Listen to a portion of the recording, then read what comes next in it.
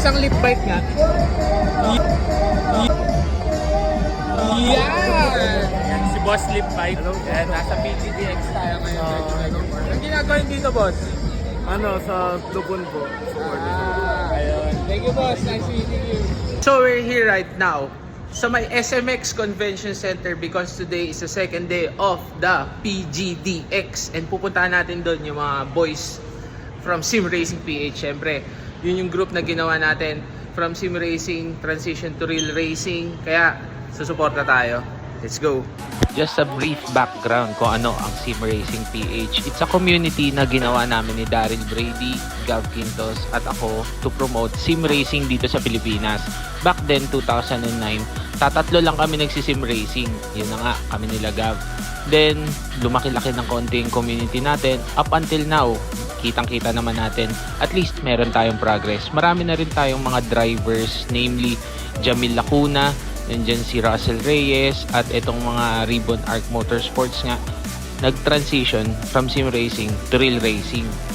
Dito tayo sa PGDX, sa booth ng Sim Racing PH. Siyempre, support tayo sa community natin. At ayan, may poster kami nila Gab.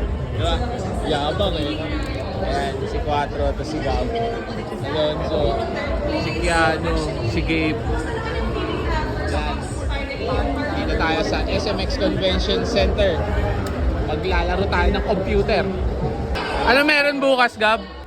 Merong PGDX SRPH Sim Racing Championship.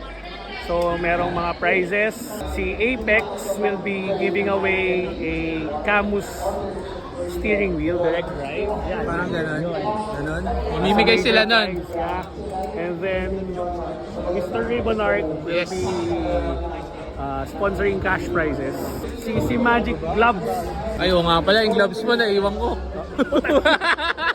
Papel na gloves. So bukas, Sunday, pwede kayo sumali for free? Yes.